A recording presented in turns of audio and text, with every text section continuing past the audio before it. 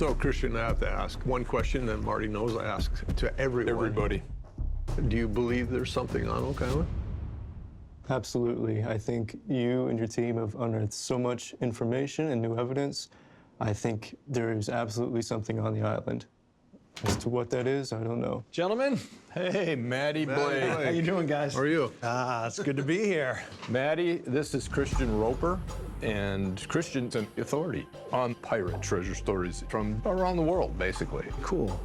He's here to get our advice about a treasure he's searching for. My hope is we can help in some way. Well, you got two guys here with a lot of experience in that type of thing. Yeah. Absolutely. Christian, great to meet you. I'd love to meet a fellow searcher. Absolutely. Good to meet you as well. Where are you from? I'm from Texas, Texas. Whereabouts? East Texas. East Texas. So, Christian, you kind of know our story. When we were kids, the Reader's Digest article enthralled us, and it really started this search of Oak Island. So, what was the impetus for your search? I'm the son of two divers, and I was immersed in that world. When I was 7 years old, I followed my father on one of his dives. It was to a place called Athens Scuba Park. The owner of that park is a seasoned treasure hunter named Calvin Wiltshire, and he told me the story about pirate treasure in Texas. That was when the seed was planted, and for the rest of my life, I would think about this story. That was my Reader's Digest moment. Tell me, Christian, what's the specific treasure that you're looking for? Looking for the treasure of Jean Lafitte. Well, Wow. It's really cool. Okay, so Jean Lafitte's a fearsome pirate, but I just want to know, I'm having a disconnect here from East Texas and pirates. Lafitte was very well connected with smugglers, even as far north as the Texas border, as far north as Arkansas. I thought he was Louisiana. Help me out here. He was originally, but after attacking an American ship, he was forced west to the Texas coast. So he has treasure legends all across the southern portion of the U.S. So, Christian, give me just a very brief summary of this Jean Lafitte. You must know all about him, right? That's difficult to do because there's so little known about Lafitte. He is so mysterious. It's only our best guesses. Most people believe he was born in France in the 1780s. He eventually got into piracy and into smuggling in New Orleans. Jean Lafitte, pirate, privateer, smuggler, soldier, and spy. By the year 1810, he, along with his older brother Pierre, was running a lucrative and powerful smuggling operation in the city of New Orleans. They start by operating a warehouse in New Orleans and being kind of brazen about it. New Orleans in the early 19th century is kind of a wide open city. I mean, it's barely American territory at that time. The Lafitte's had legitimate business enterprises in the city of New Orleans, but those enterprises functioned as a storefront for a piratical operation that was based on Grand Terre Island on Barataria Bay in southern Louisiana.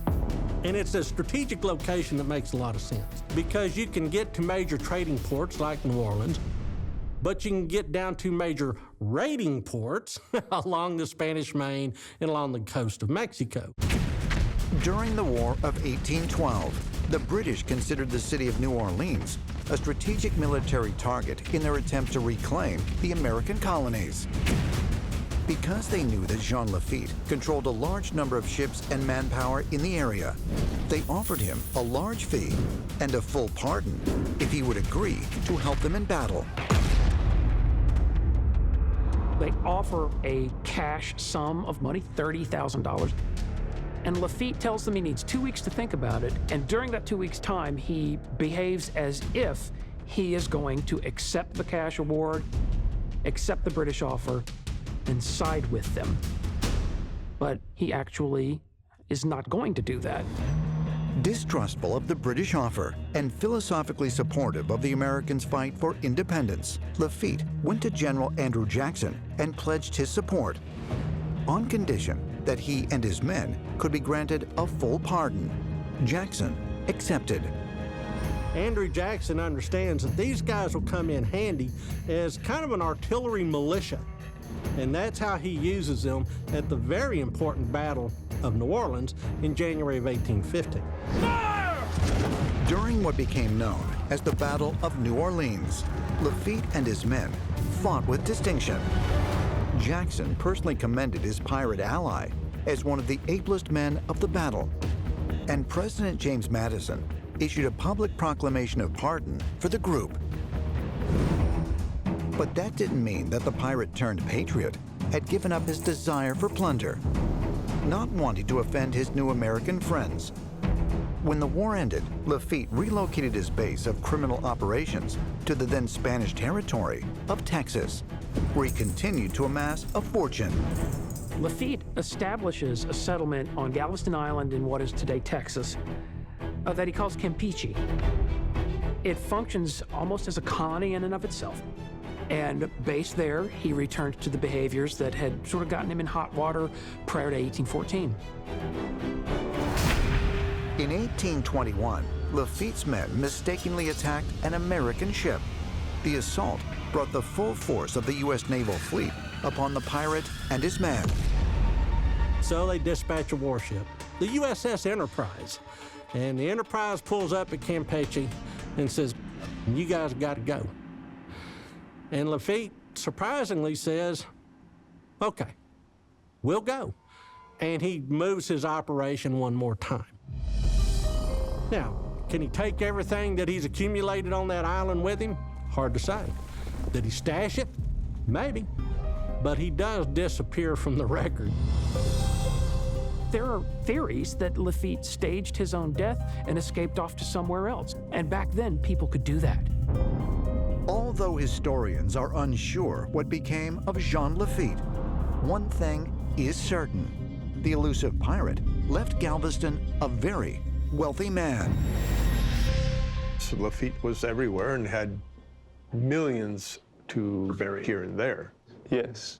Whenever somebody talks about so-and-so's treasure, why did he bury a treasure? Why didn't he spend it, you know? So what's your conjecture on that? Why did he leave behind treasure? At the time, at that part of Texas, there was nowhere to spend it. And so they would stockpile all these goods and treasure, and there are reports of them bringing in over $30 million in goods every single year and having so much that they don't know what to do with it. And so this is where you get stories of him sending out men, burying coinage, and there are multiple reports of swamps and inlets and every single waterway in Texas being associated with him, saying, just put it there, mark it, and we'll go get it later. Yeah. How about the treasure that you're seeking? How much could that be worth? The most popular telling talks about $2 million in 1816 value. That's, of course, close to $50 million today.